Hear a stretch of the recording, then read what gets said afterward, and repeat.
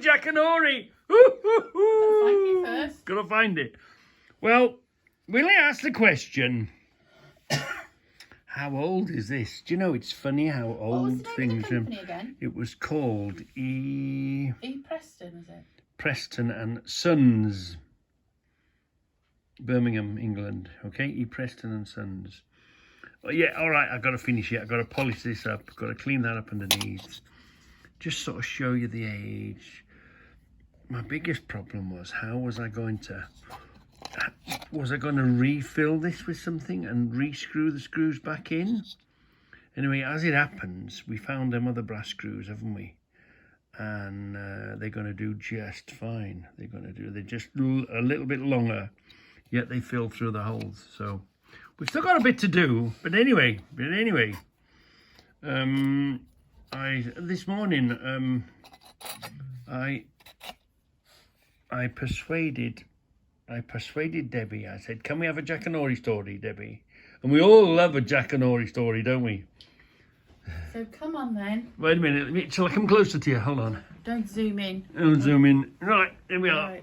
Okay. So how old, we're looking at the firm and how old this level is. Right, so the history of Edward Preston and Sons for you, Willie? Yeah. And anybody else that's interested? Yeah. Right. It seems that Edward Preston Sr., 1798 to 1883, was first listed as a plane maker at Lichfield Street in Birmingham in 1833, but later listings and advertisements said the business was started in 1825. Preston is likewise recorded as a plane maker living with his family in Lichfield Street, as per the 1841 census, at which time his younger son was only 6. Around 1850, his son Edward left school to join his father's business and is recorded in the 1851 census as a plane maker at his father's address. He appears to have been quite talented and a resourceful young man, as he later started up his own wood and brass spirit level manufacturer at 97.5 Street in 1864. So this started, so potentially it could be 1864, potentially. Anyway, let's carry on. By 1866, Edward Jr. had added planes, routers, joiners, coach, gun, cabinet and carpenter's tools to his line. And the following year he moved his shop from his father's address and relocated at Newton Street, Birmingham, before moving again to much larger premises at Whittle Street. This location became known as the Whittle Works and later the office and factory of Edward Preston and Sons Limited. In 1889, Edward Preston Jr.'s 3 sons were brought into the firm, and the name was changed to Edward Preston and Sons. What year was that? Becoming 1889. So it's before 1889 then? Yeah. Yeah. Go on, Mike, sorry. Becoming Edward Preston and Sons Limited and they incorporated the company in 1898. Part of the firm's output was a healthy line of malleable and gunmetal planes and patent adjustable iron smoothers, shoulder planes, bullnose and block panes, and a range that was expanded in later years. In the 1901 catalogue, several styles of planes which were unique to the Preston brand, along with the usual styles which had already been set up by other makers such as Spears and Norris. The death of Edward Preston Jr. was reported in the Lichfield Mercury in September 1913, saying, "Mr. Preston was decidedly an innovative turn of mind." The newspaper wrote, "As many of the machines in his use at his works, as well as the tools produced, were the invention of himself and his 3 sons, who now manage the business." The report noted at the time of his death the business was carried on at Whittle Works in Aston, Birmingham. Falling on hard times, the firm of Edward Preston and Sons was sold to the Birmingham firm John Rabone and Sons in Reflect there. 1932. Yeah, wow. And shortly afterwards, manufacturing rights to some of the Preston range of planes were sold to the Sheffield firm of C.J. Hampton, who would later merge with the Record Tool Company. Record Tool Company. It's still going today, Record. Okay.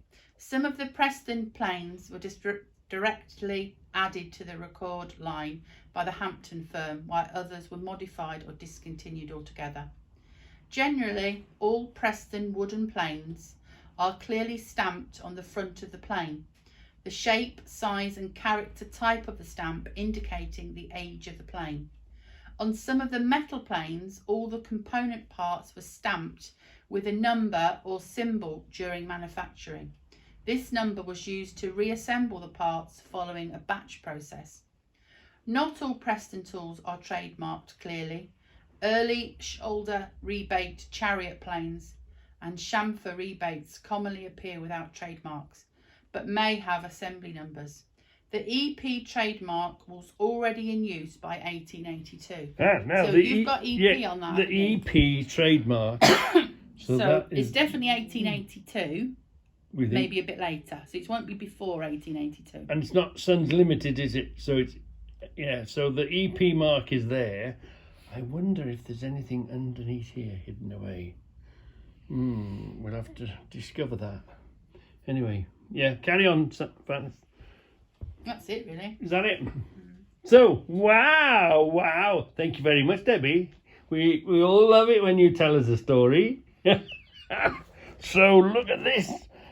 Isn't it funny how old tools find me?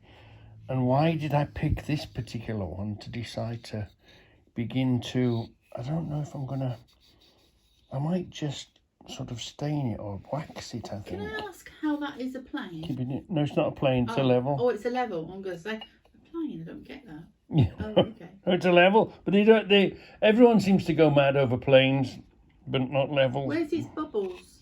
Oh, it's in pieces. Oh, really? I've got the bubble, it's complete.